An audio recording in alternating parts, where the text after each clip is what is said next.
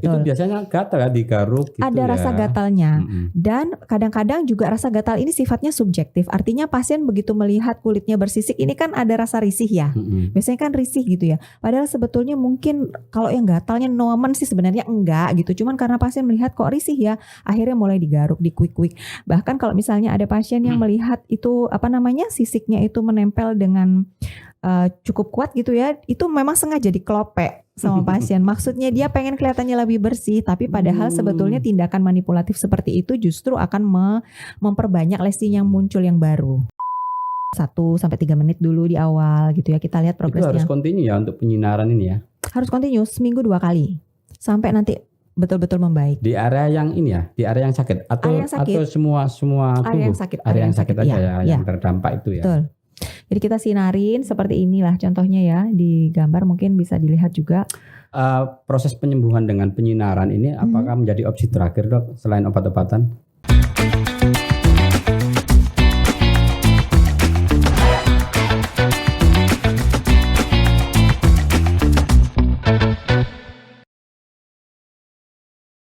Halo, jumpa lagi para Tribuners dan pembaca harian Pagi Surya. Jumpa lagi dengan saya Wiwit di Cakap Sana, Cakap Sini. Pada kesempatan yang baik ini saya kedatangan seorang tamu, Dr. Fitri Abdul Jawas. Nah, Pak, ini kita sapa dulu Dr. Fitri. Assalamualaikum, Dok. Waalaikumsalam warahmatullahi wabarakatuh. Gimana kabarnya, Dok? Alhamdulillah sehat, Alhamdulillah sehat, baik. Ya. Semoga semua Tribuners dan pembaca harian Pagi Surya juga dalam kondisi yang sehat dan yang baik. Amin. Pada kesempatan yang baik ini kita akan membahas sekilas tentang penyakit autoimun psoriasis. Nah, seperti apa sih psoriasis ini? Mungkin orang awam, saya sendiri juga belum tahu seperti apa psoriasis ini. Yang jelas yang sedikit saya ketahui memang ini penyakit ada timbul ruam-ruam atau merah di kulit. Intinya bisa di kulit, di sekujur tubuh ya. Nah, seperti apa ini penyakit psoriasis? Gejalanya, kemudian apakah penyakit ini bisa sembuh atau memang penyakit ini ya ada orang bilang ini penyakit kutukan gitu ya, Dok ya. Mungkin Dr. Fitri ini bisa sedikit menjelaskan pengetahuan tentang psoriasis, begitu, Dok? Baik. Apa sih, Dok, psoriasis ini, Dok? Dalam ilmu medis atau di kalangan orang-orang awam yang perlu diketahui, Dok? Ya. Baik, terima kasih Mas Wid. Jadi saya di sini ya memang bukan mau ngasih kuliah ya. Biasanya sih memang saya tuh dapat materi memang mesti ngasih kuliah mahasiswa itu tentang psoriasis kebetulan. Jadi saya berbagi atau sharing juga untuk para Tribuners dan pembaca harian Surya ya. Bahwa penyakit psoriasis ini adalah penyakit keradangan kulit yang sifatnya kronik. Seperti yang Mas Wid tadi bilang betul bahwa memang gejala-gejalanya yang biasanya tampak pada pasien pada saat mereka datang periksa ke kita adalah ruam yang berwarna merah.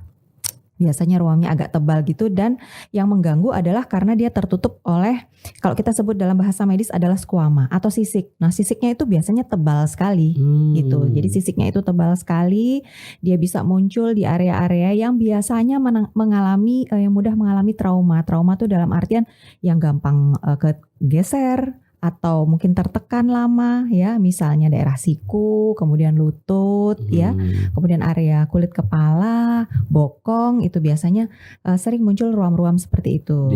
Di area wajah juga apakah bisa, Dok? Area wajah bisa, tapi biasanya memang itu biasanya munculnya belakangan ya. Awal-awal tuh biasanya munculnya adalah pada area-area yang biasanya mengalami penekanan itu tadi saya bilang, penekanan atau di trauma. Lipatan-lipatan itu ya. Lipatan bisa, lipatan pun bisa. Jadi memang psoriasis itu kan Mas Wid macamnya tuh juga banyak. Ada yang kita sebut dengan plak psoriasis. Plak psoriasis itu artinya lesi atau kelainan kulit yang muncul itu makulanya atau ruamnya itu tuh bentuknya seperti pulau-pulau besar lebar-lebar. Ada juga yang kita sebut gutata psoriasis. Nah, gutata psoriasis itu bentukan ruamnya kecil-kecil seperti tetesan air, tapi nyebar gitu. Biasanya di badan, ya di punggung, di badan, kemudian di anggota gerak juga bisa. Kemudian ada yang disebut dengan pustular psoriasis. Nah, kalau pustular psoriasis itu biasanya bentukannya nanah-nanah. Munculnya bisa di telapak tangan, telapak kaki yang paling sering. Tapi kalau misalnya dia mungkin dibiarkan lama dalam kondisi yang tidak diobati dan mungkin juga ada faktor pencetus, misalnya stres ya. Biasanya kan pasien sakit ya pasti stres ya. Apalagi melihat kelainan kulitnya kok tambah merah, tambah lama, tambah banyak, tambah menyebar tuh tambah stres pasiennya. Nah itu akhirnya penyakitnya juga bisa menyebar hampir ke seluruh bagian tubuh. Ada satu lagi yang disebut dengan psoriasis inversa.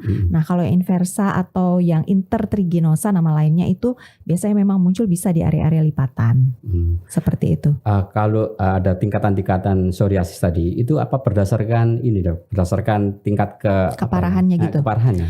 Bukan tingkat keparahan, tetapi memang seperti saya bilang tadi, psoriasis itu macam-macam jenisnya gitu. Jadi kalau dia plak ya bisa parah, bisa ringan juga. Kalau ringan ya mungkin munculnya ya paling bercaknya hanya 1 atau 2 gitu ya. Tapi kalau misalnya dia tingkatnya sudah moderate atau mungkin stage-nya sedang sampai berat, itu bisa meluas ke area tubuh yang lain gitu ya. Itu apa sih dok? Misalkan kalau boleh tahu gejala awal atau ini penyakit ini psoriasis gitu loh. Kalau orang apa kan mungkin nggak tahu ya, dipikir ini hanya lebam atau gatal-gatal biasa kemudian digaruk. Betul. Nah, seperti apa dok gejala-gejala awalnya itu mungkin? Baik. Jadi sebetulnya psoriasis ini nih masih diliputi misteri. Secara teori memang penyebab pastinya itu masih belum diketahui. Jadi yang dikatakan sebagai penyebab itu masih dalam dugaan. Diduga ada hubungannya dengan autoimun, ya. Kemudian diduga juga ada hubungannya dengan genetik. Tetapi memang ada faktor-faktor yang bisa mencetuskan munculnya psoriasis. Jadi kalau ada orang yang misal dalam satu keluarga ada yang punya sakit psoriasis, keturunannya itu Mas belum tentu semuanya mengalami penyakit yang sama. Keturunan yang keberapa gitu ya? Ya, belum tentu mengalami penyakit yang sama. Jadi dalam satu garis keturunan itu bisa jadi sih dia mewarisi istilahnya seperti sel-sel atau gen-gen yang mungkin kalau bisa dipicu itu akan jadi psoriasis. Tapi belum tentu manifest, belum tentu muncul. Tergantung dari faktor pencetusnya. Faktor pencetusnya tuh antara lain bisa jadi ya itu tadi stres emosional ya. Kemudian penyakit dasar, misal ada yang punya gangguan metabolisme lemak, kita sebutnya dislipidemi ya, jadi hiperkolesterol misalnya. Itu juga bisa jadi salah satu faktor pencetus.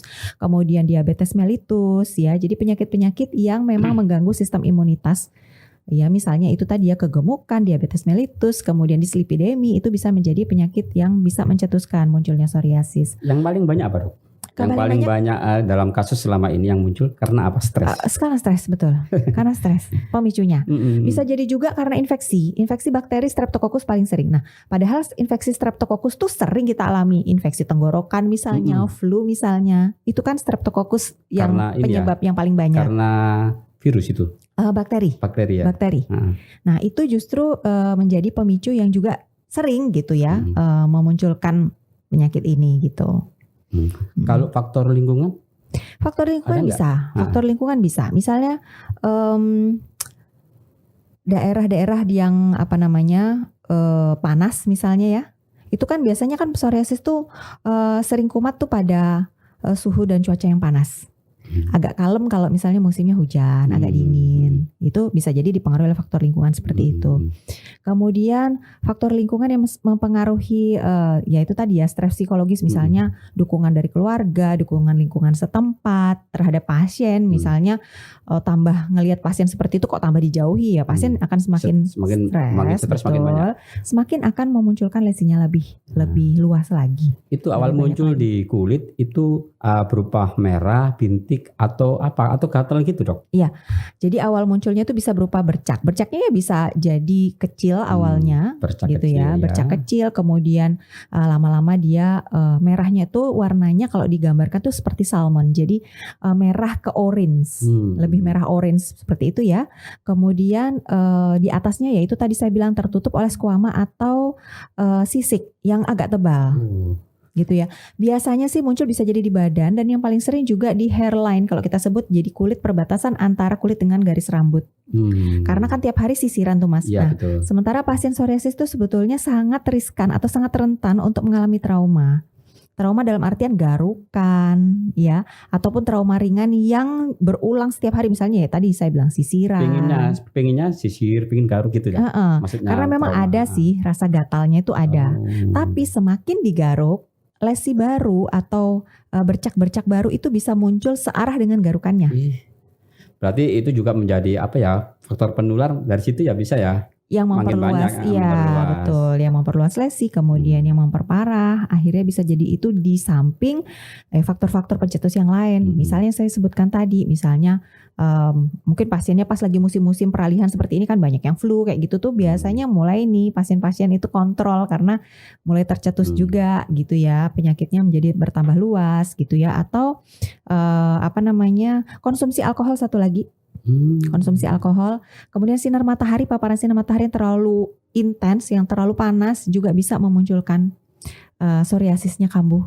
Oh, jadi kalau paparan matahari kan biasanya memang untuk apa ya? Untuk salah satu kita memberikan efek kulit, vitamin ya, salah satu vitamin D. Tapi kalau terlalu banyak juga nggak boleh kayaknya ya. Sebenarnya sih kalau efek itu kan waktu awal pandemi tuh lagi rame-ramenya dibahas bahwa COVID ada hubungannya dengan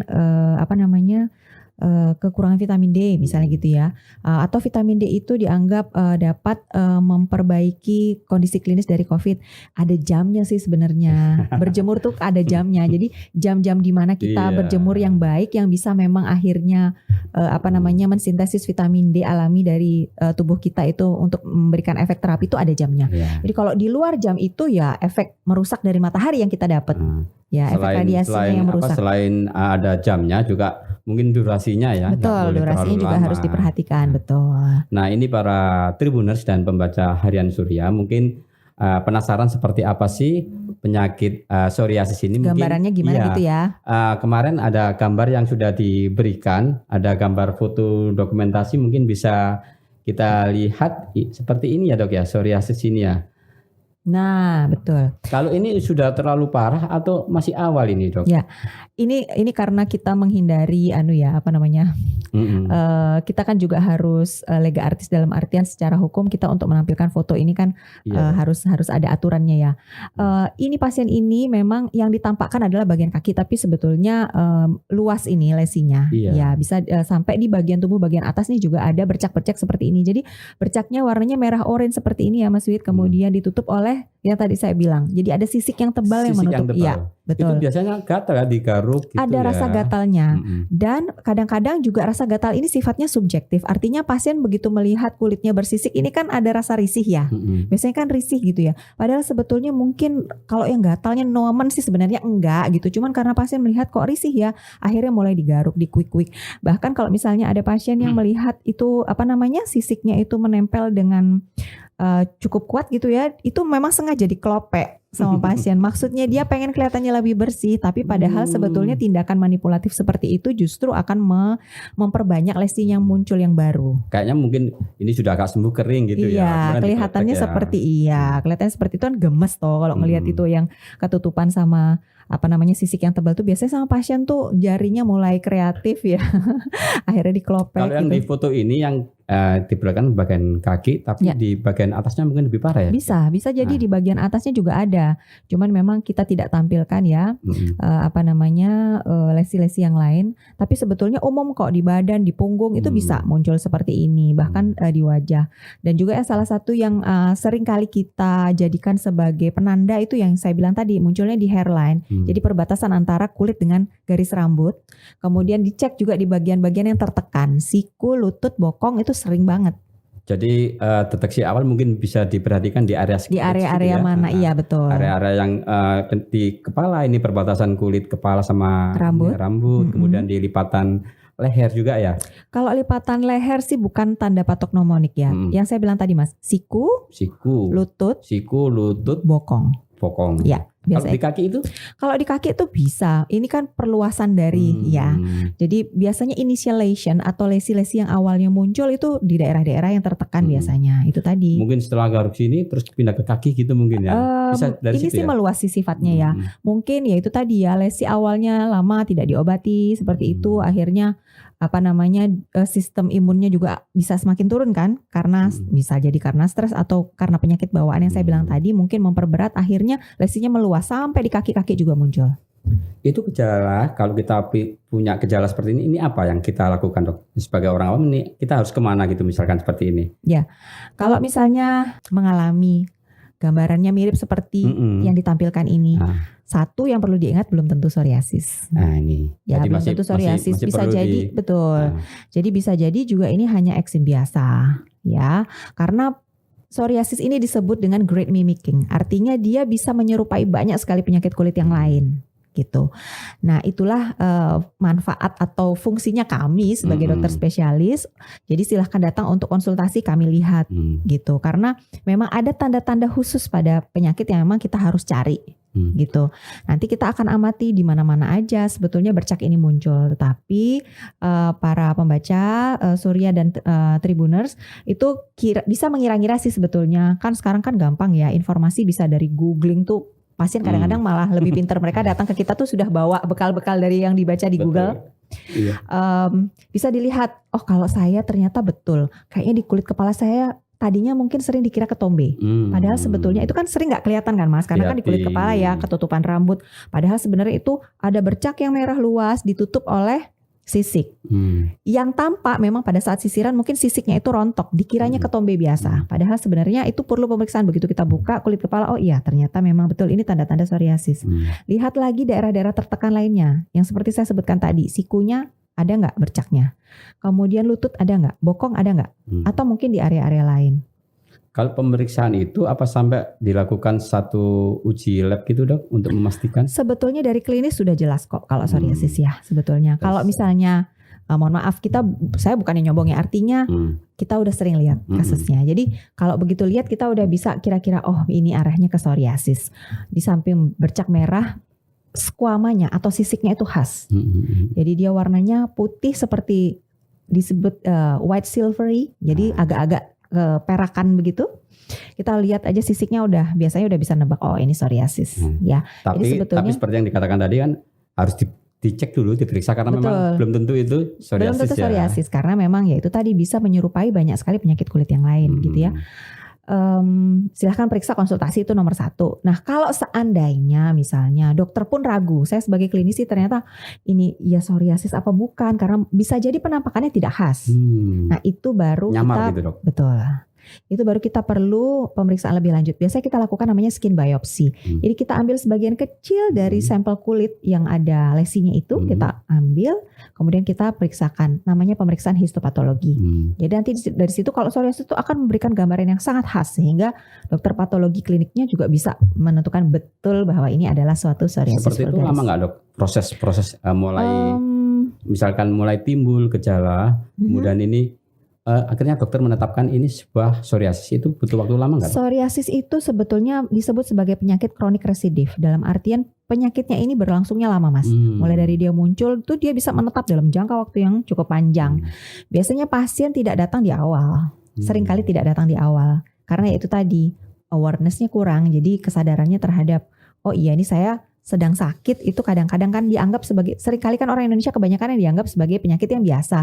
Datanglah ke apotik, beli obat sendiri, diobatin sendiri. Nah setelah nggak sembuh-sembuh baru ke kami, biasanya kan begitu ya.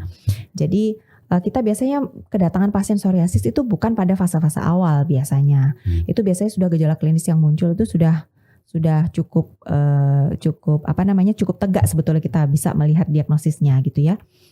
Sehingga tidak perlu sih sebenarnya setiap pasien itu datang itu harus periksa lab. Kecuali itu tadi saya bilang kasusnya sangat meragukan, kita baru periksakan. Karena ini menarik sekali. Betul, ya, ekstra cost loh Mas, karena pemeriksaan itu nggak murah. Iya kan, pemeriksaan labnya kan nggak murah. Jadi kalau bisa tanpa pemeriksaan lab kita sudah bisa menegakkan diagnosis, alangkah lebih baiknya gitu. Yang menarik lagi, apakah penyakit ini dengan dikatakan Dokter Fitri tadi, kita beli obat, beli salep misalkan, apakah bisa sembuh dengan sendirinya dok? Sebetulnya tanpa diobatin pun ada beberapa kasus dia bisa sembuh sendiri. Tergantung bagaimana acceptance atau penerimaan pasien terhadap penyakitnya. Kalau dia nggak dibawa stres, dia nggak akan bertambah parah. Sembuh sendiri. Berarti bisa. Kembali ke ini ya, ke autoimun itu ya. Diri sendiri ya. Kemudian bagaimana pasien bisa sebetulnya kan yang paling buruk dari efek stres itu kan salah satunya juga menurunkan sistem imun. Padahal kalau sistem imunnya turun penyakit ini bisa meluas. Namanya aja penyakit autoimun ya. Jadi penyakit autoimun itu sebetulnya penyakit yang sebetulnya berasal dari diri sendiri tapi penyebab pastinya tidak jelas diketahui. Jadi sel-sel imun di dalam tubuh itu berontak. Ya menyebabkan keradangan yang hebat sehingga penyakit ini pun juga bisa menjadi bertambah parah. Nah, gimana sistem imun itu bisa dijinakkan? Yaitu tadi self healing itu penting.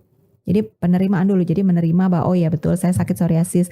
Oh ya betul bahwa stres salah satu pencetus bertambah parah. Oh ya berarti saya harus bisa menanamkan mindset baru bahwa penyakit ini bisa kok sembuh asal saya tenang.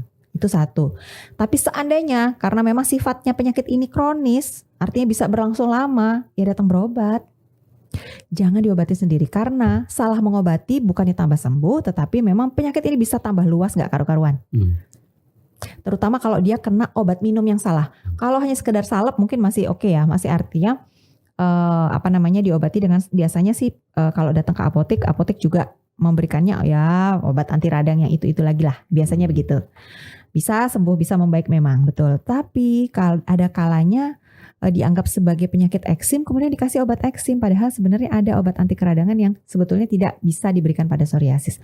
Tambah meluas nanti psoriasisnya. Jadi sebaiknya memang harus periksa ke kami. Itu apa istilahnya itu bisa dikatakan bisa salah obat, bisa tambah luas ya? Bisa tambah luas, betul. Karena memang ketidaktahuan mungkin masyarakat, mungkin dianggapnya ini sebagai penyakit gatal biasa atau eksim biasa, kemudian dikasih aja obat ini ya, obat gatal. Betul. Tapi karena ini sifatnya sudah termasuk psoriasis, mungkin bisa meluas gitu ya dok ya? Bisa.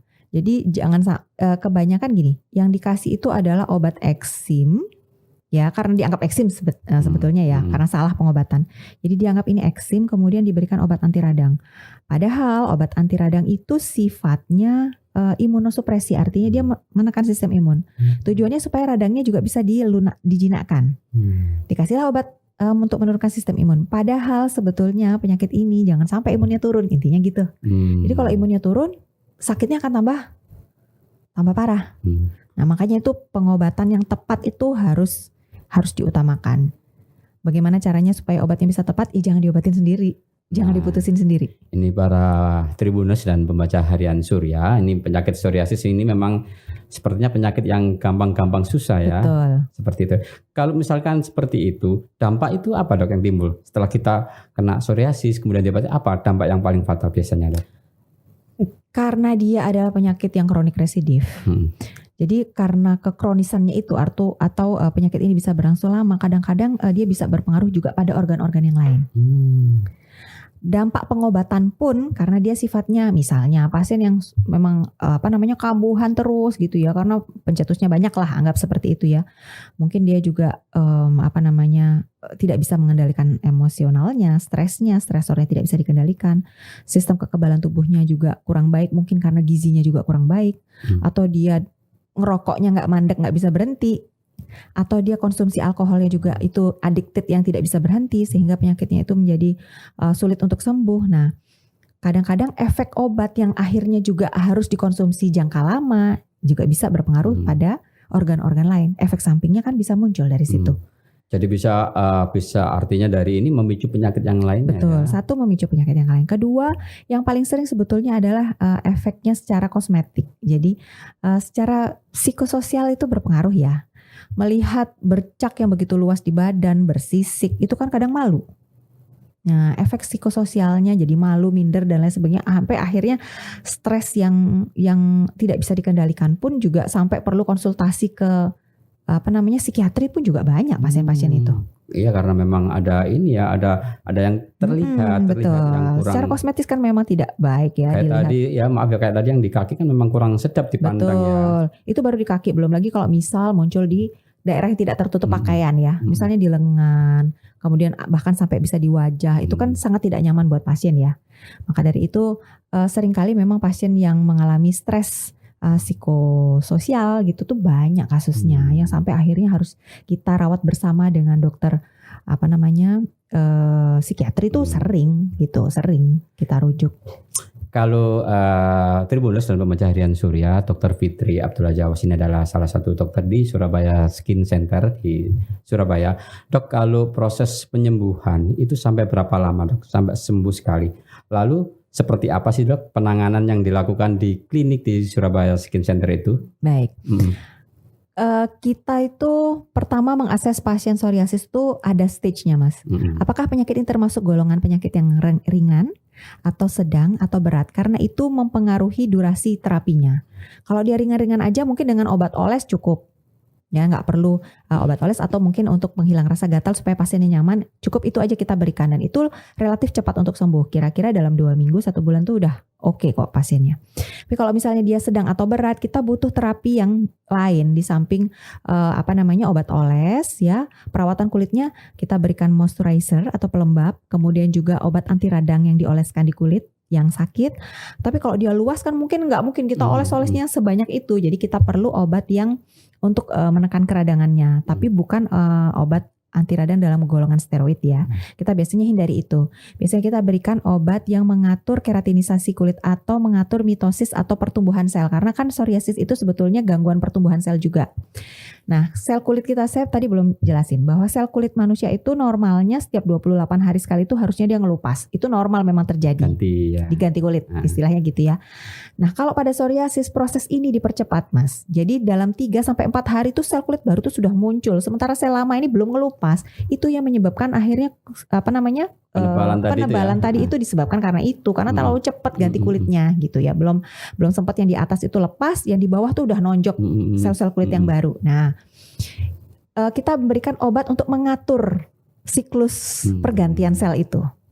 Ya, bisa jadi asam vitamin A, bisa jadi obat anti cancer yang kita sebut methotrexate itu untuk mengatur siklus pergantian selnya supaya menjadi normal kembali. Tapi itu tentunya obat-obatan itu bukan obat sembarangan, yang efek sampingnya juga ada sehingga pemberiannya harus dengan resep dokter dan di bawah supervisi.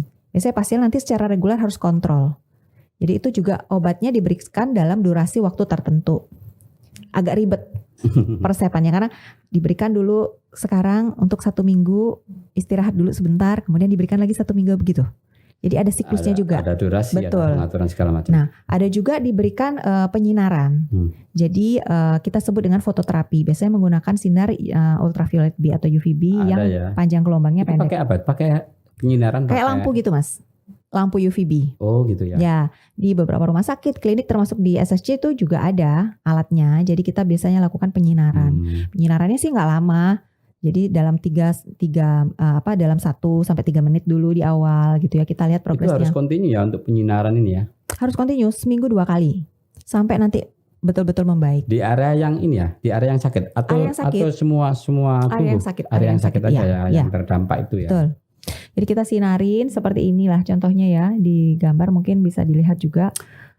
Proses penyembuhan dengan penyinaran ini apakah menjadi opsi terakhir, Dok, selain obat-obatan? Salah satu opsi, bukan opsi terakhir sih sebenarnya. Makanya saya bilang tadi itu tergantung stage-nya penyakitnya. Tergantung tingkat keparahannya seberapa sih gitu ya. Kalau dia luas kita nggak mungkin gosok-gosok salep Mas seluas itu ya kan. Jadi kita yang efektif bisa dengan ini kemudian dibarengi atau kalau misalnya dia udah lebih parah lagi yang satu badan gitu ya, kita butuh obat minum tentunya. Obat minum dalam dosis-dosis tertentu yang di bawah supervisi dan di bawah presepan dokter. Nah, ini salah satu contoh kita melakukan fototerapi pada pasien. Area mata memang harus dilindungi, kita cover dengan Google, dengan kacamata khusus. Jadi area yang sakit itu yang disinari. Itu harus dilakukan seminggu 2 kali. Dan memang terapinya agak panjang sih, bisa berbulan-bulan sih kalau untuk ini. Kalau untuk penyinaran ini. Penyinaran. Ya. Terus sama ditambah dengan obat-obatan mungkin ya? Ya, jadi nanti ada obat-obatan menyesuaikan sih, kan obat-obatan itu menyesuaikan ya. Jadi kalau biasanya sih kita berikan memang kalau misalnya lesinya atau bercaknya itu lebih dari 30% luas permukaan tubuh, memang kita sudah mempertimbangkan untuk memberikan obat methotrexate yang saya sebutkan tadi. Kalau di Surabaya atau di Jawa Timur itu tingkat penyakit ini seperti apa, Dok? Pertumbuhan tingkat sebenarnya penyakit ini? Tidak banyak sih menderita penyakit ini. Memang tidak banyak, tetapi kalaupun mereka datang berobat tuh biasanya itu tadi sudah dalam stage, ya betul. Sudah dalam stage yang harus memerlukan terapi yang intensif. Itu kalau sudah parah, itu sampai 3 bulan gitu sembuh, Dok, kira-kira? Sembuhnya itu kalau memang hitungannya gitu ya. Sembuhnya itu memang tidak bisa cepet ya kalau udah parah. 3 bulan bisa jadi, lebih pun juga bisa. Jadi selain obat minum, kemudian selain fototerapi, yang sekarang ini juga dikembangkan obat injeksi. Jadi kita pakai biologic agent namanya. Jadi biologic agent itu adalah agen biologik yang disuntikkan. Dia berfungsi untuk menekan peradangan sekali lagi ya.